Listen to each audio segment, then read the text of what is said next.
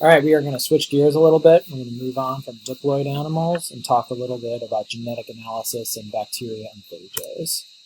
So by the end of this chapter, you should be able to explain how bacteria and phages are grown and phenotyped in the lab. You should identify and understand the different ways that genetic recombination can occur in bacteria and phages. So bacteria and phages do not have sex with each other in order to have offspring, but they are able to recombine genetic material between different individuals. And then finally interpret the results of gene transfer experiments in bacteria and phages. So just a reminder of what bacteria are.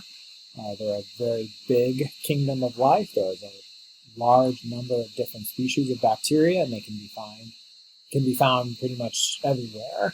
So they can be found within your body. Some bacteria we live in symbiosis with. Some are pathogens. You also can find them in soil, in water, in association with other plants and animals. They really are a very successful kingdom of life. Typically they are haploid, so they only have a single copy of every single gene, and they only have a single circular chromosome.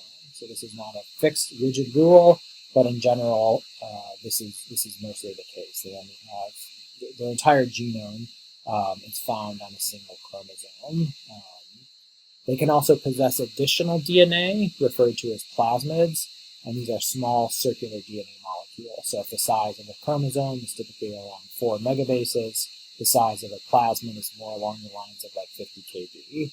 And there's not just a single copy of a plasmid, but there's actually a large number of copies. So this can range from a handful, a half dozen, up to some plasmids are present, approximately 500 to 1,000 per cell. And it's a lot more random. So, diploid animals have exactly two copies of a chromosome. For bacteria, typically they have one and only one copy of a chromosome. But there's a lot more variability to the number of plasmids.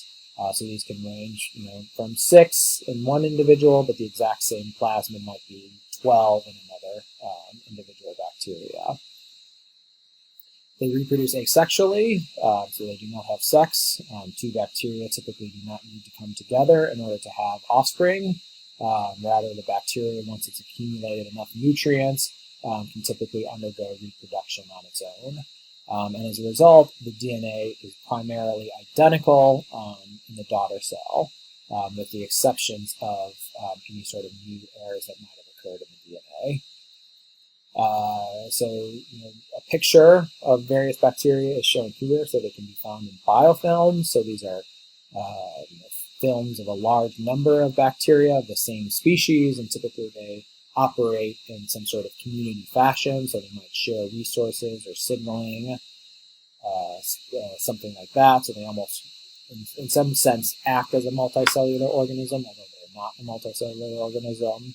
A variety of shapes and sizes. So this is a picture of some bacteria that were isolated from the Dead Sea, which is one of the saltiest water sources on the Earth, and they have this characteristic cubic shape, presumably in order to handle the high osmolarity of the high salt conditions.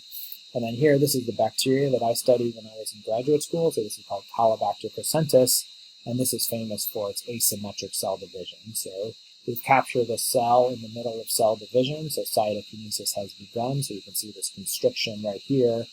This is where the site of division is going to be. And you can see that the two cells do not look the same. So this is a stalked cell. This yellow part on the end is a sticky substance, and so the bacteria, which lives in streams and water, can attach itself to some sort of large physical object, like a stone on the bottom of the stream. While this other cell is a swarmer cell, so it has a flagellum, so many bacteria use flagellum in order to get around in liquid environments to swim around. So this daughter cell will be able to swim to a new location to potentially exploit and find additional resources. And then one final major difference is that they do not have a nucleus, so the DNA is kind of freely throughout the cytoplasm. So the parts of this chapter, so part 1, we'll talk about growing and phenotyping bacteria and phages. So this is not very intuitive for most students.